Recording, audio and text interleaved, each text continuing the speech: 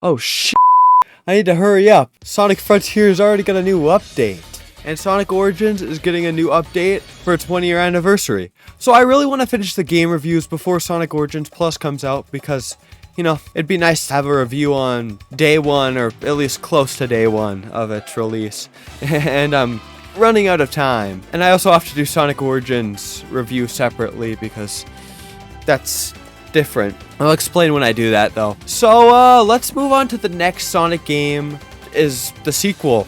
It's at least Sonic Origins says it is, so Sonic CD. Now I'm back to doing something with my life. I'm doing this next one because Sonic Origins cutscene showed that Sonic CD comes before Sonic 2 and after Sonic 1. So like in the last video, I'll go over the main topics I want to talk about for this review. The history, the story. This game actually has a story. Well, sort of. We're still going to talk about it. The zones, music, which has 3 different tracks. Actually, I think it's 4. I was actually wrong about this when I wrote this, but there was a normal track, a good future track, a past track, and a bad future track. And special stages and boss fights. Pretty much all like last time. So let's hop right into this.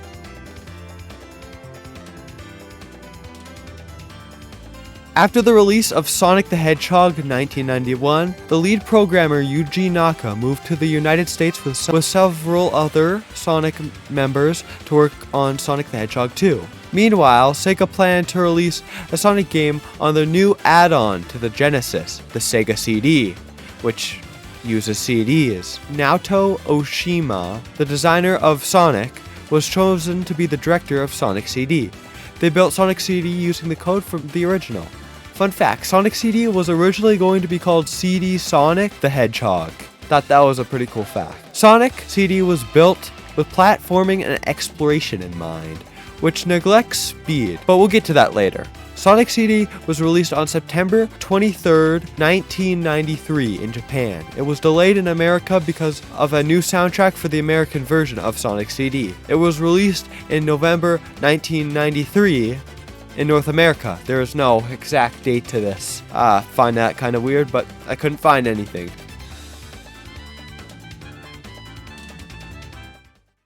After Sonic's first adventure, he rushes to Never Lake, where a little planet appears on the last month of every year. Dr. Eggman chains up the planets to begin roboticizing it. Sonic, obviously taking none of that, decides to wreck Dr. Eggman's plan. Robotnik heard of the Time Stones, 7 stones which control the flow of time. He creates generators in the past to make a future where he beats Sonic and takes over. Amy Rose also follows Sonic to Little Planet, where she gets captured by Metal Sonic, a metal doppelganger of Sonic in Collision Chaos. Sonic outruns Metal Sonic in a race and saves Amy. Now there's 2 endings for Sonic CD. There's a bad ending where either Sonic doesn't break all the generators and get a good future, or get all the time stones. Little Planet is about to disappear, but Robotnik uses it to bring back. This is after Sonic beats Robotnik, or Dr. Eggman. In the good ending, where Sonic either breaks all generators and achieves a good future for each zone, or gets all time stones, Little Planet leaves Never Lake with a shower of stars, breaks the chain, and gets out of Dr. Eggman's grasp.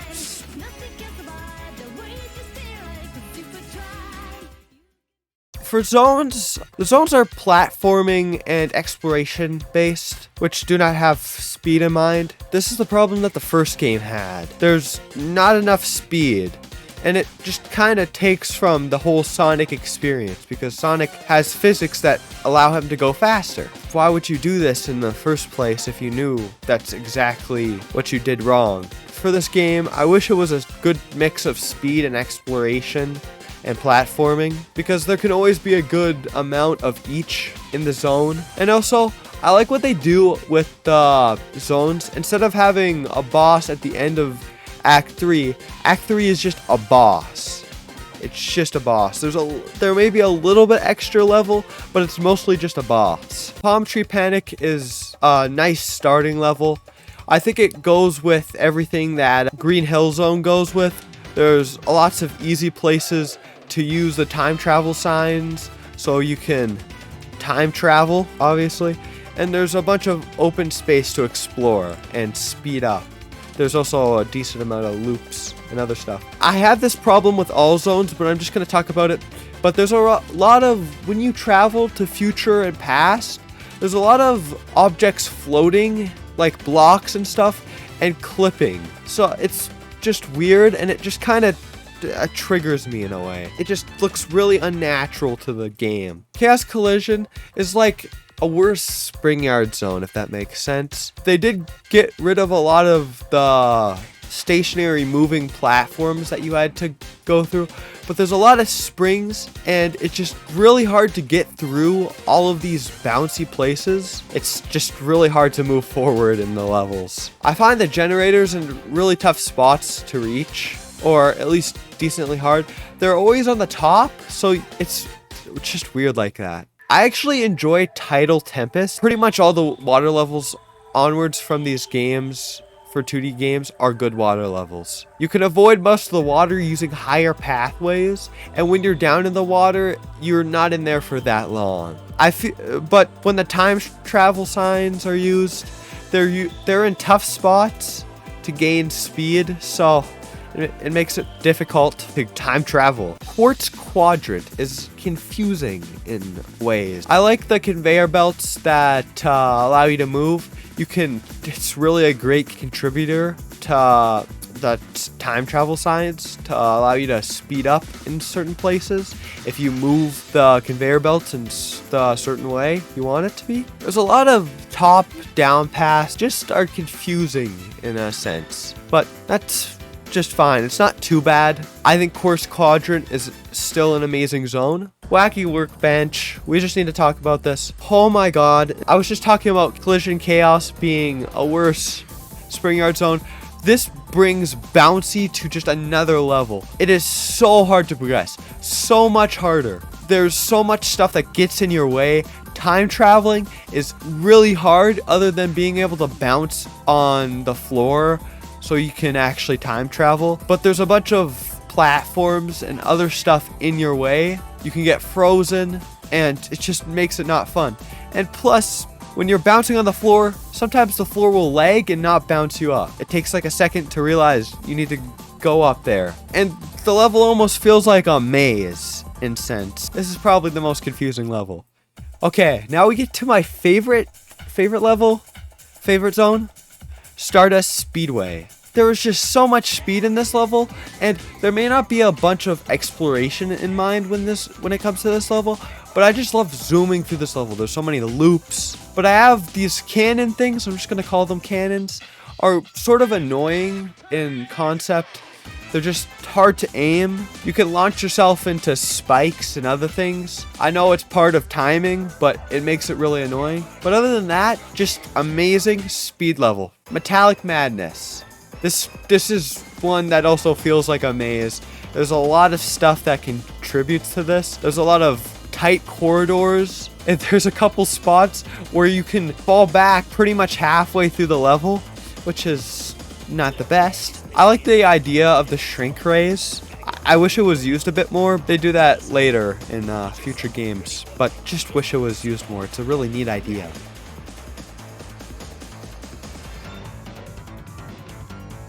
I'm just gonna go over and just say pretty much almost every music track in this game is amazing. I just love Sonic music, and it's really hard to hate this type of music. It's just got an amazing sound, and it just makes every zone more memorable.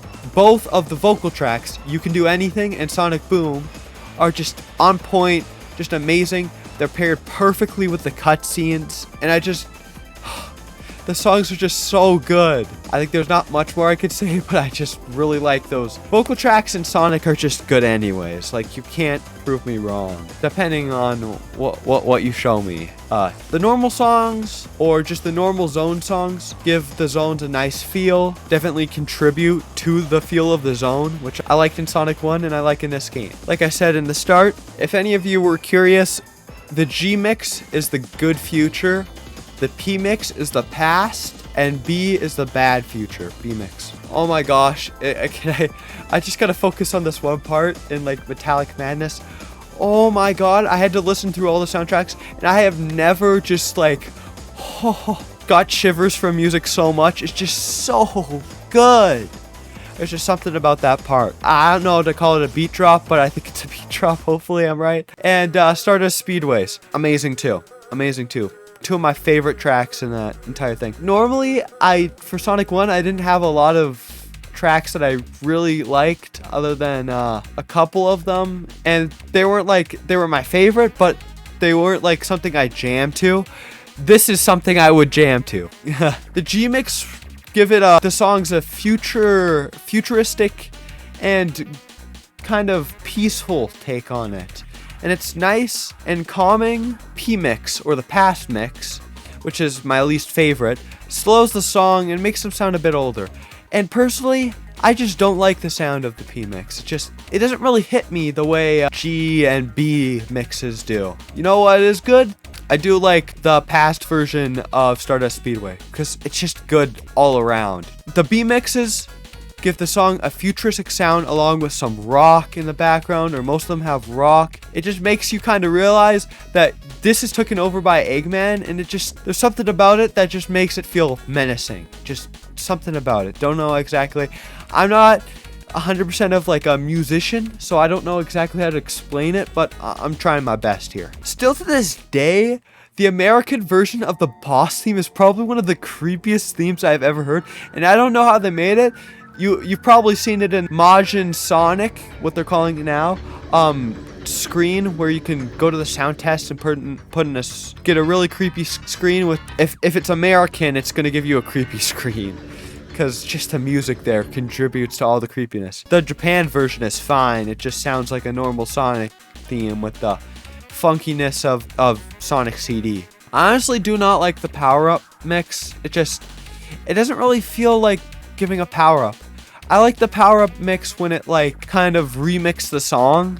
You Can Do Anything or Sonic Boom, because that would be a really cool mix for the 1-Up theme and the Invincibility theme, because Sonic 1 did that. The main theme of Sonic 1, where Sonic 1 pops out his little head, shakes his little finger, is in the Invincibility and the 1-Up themes. So I felt like that was kind of sad.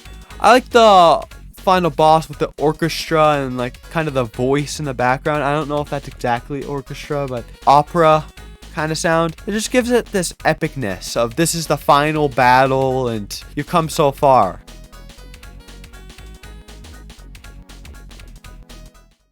Now, for special stages, I actually have something good to say about this. I like the special stages for this game. Even though in the video I played through it, it did not sound like that, I do like the special stages. It's got a 3D perspective, which really adds to this. It changes up the flow instead of having a 2D one like Sonic 1. And it's the first of its kind, but definitely not the last. I like these special stages. If any of you haven't seen the special stages, which is sad if you're watching this video, you smash into UFOs to win the time stone. You smash all the UFOs, you get the time stone. There's a time limit, obviously, and if you hit the water, your time drains. There's a UFO in the center that you can hit to get more time, but this is only when you're below 20 seconds, I think. This one I like is because you can learn from the patterns of the UFOs and the levels. There's springs and there's fans and stuff that you can use to hit the UFOs later on, and there's also spikes too. It gives an amount of learning, and it's really nice that this is one that you can actually learn from, and every time you come back to it, you get better at doing the UFOs.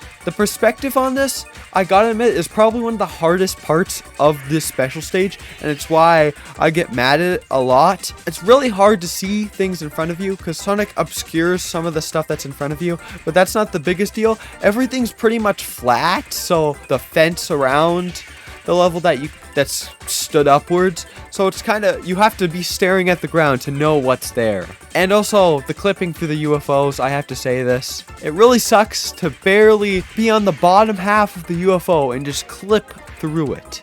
It's weird, and I honestly, they didn't even fix this in the Origins update, but I'm not talking about the Origins update in this one. I wish this was better though.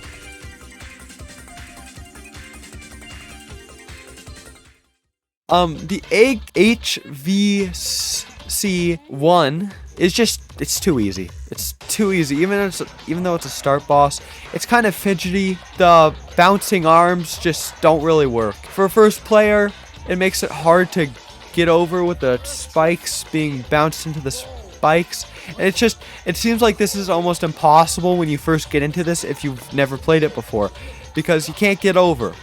It just seems like you can't get over and hit those arms. And also, there's a invincibility early in the level that just makes it really easy to beat. Now, Eggman Casino, which is the pinball one, is probably one of the most frustrating levels in this game. He throws down these balls that'll bounce you back in, and it's just so hard to get a good run on this because I'm just gonna call them pins, but they're the bouncy springs. Everything's made to make this hard, and after you get up there, you just 3-tap them. You don't have to go back down, which I'm glad you do. But it just makes it almost impossible to get to the top. Now, the Eggmobile, it's the one surrounded by air bubbles, if you couldn't know. It's called the Eggmobile, at least I think. I hope I got most of these names right. I like the idea of surviving and using the air bubbles around the boss, but it can be done better. It's just not very interesting. I like the idea, but it just gets boring, and all he does is shoot at you. The egg treadmill is really annoying. You have to run on the treadmill to scrape away the piston that Dr. Robotnik is on. It's very challenging to handle your speed when you're trying to slow down or speed up to avoid the bomb, which the bombs don't help, which ends up you getting either hit by the spike in the back or going too far and accidentally hitting the piston that Eggman's on. I just don't like this level. This boss, it's challenging, and it's just not challenging in the way it should be. The Eggman rocket is interesting to say the least. I like the fact that the falling blocks that happen when he uses his machine to drill don't instantly kill you, you only lose your rings. And you jump up using the blocks. It's a pretty simple boss fight, nothing too bad about it. Metal Sonic. Now, Metal Sonic is probably one of the coolest boss fights. I love this boss fight, if you couldn't tell. The fact that this boss is racing just fits right in with Sonic's speed. You gotta beat Metal Sonic to the gate, to the end, to finish the boss, and then you save Amy. It's really cool. There's hazards around it, and if you're too slow, Dr. Eggman will hit you with his insta-kill ray, which I don't find too bad. It's challenging, but it's an endgame boss. It's actually the second last boss. It's just a really nice boss. I like racing Metal Sonic, and Metal Sonic's a cool dude. I like him. Okay, the Eggman Blade is probably the most confusing boss that comes from this. It's hard to get the first 2 hits on with the blades in unless you know how to hit the corner part, which I knew before. I think I knew before doing the video. I'm pretty sure I didn't check back. Hopefully I'm right about that so I don't sound like an idiot. It's just hard to get rid of those first 2 blades, so-called, because it's the Eggman Blade. You're most likely gonna get hit in the process and lose your ring. And it comes after a really annoying level with just a pit in the bottom. That's most of the problems I have with the axe in the game. And then it comes after the Firefly section. The Fireflies are just really annoying to do. They phase in through the background or when the light turns.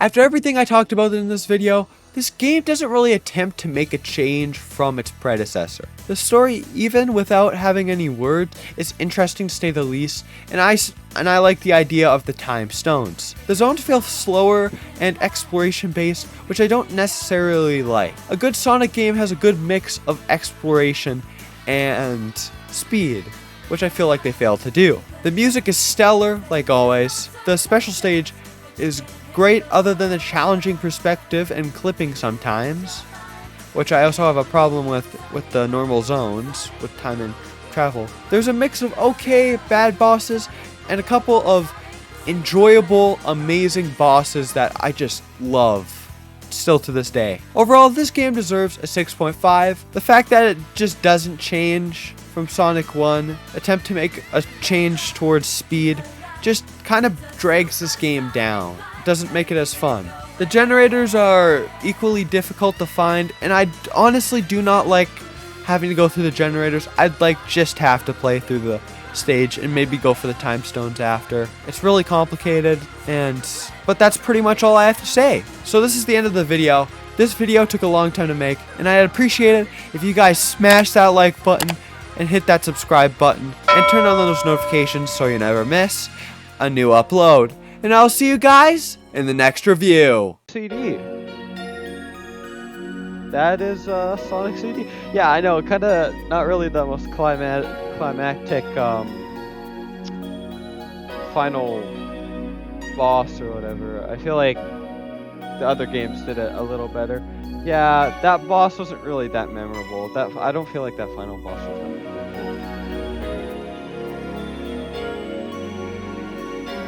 And Sonic disappears. And yeah, somehow it just disappears. Yeah, we have no logical explanation. You don't get to see the animation.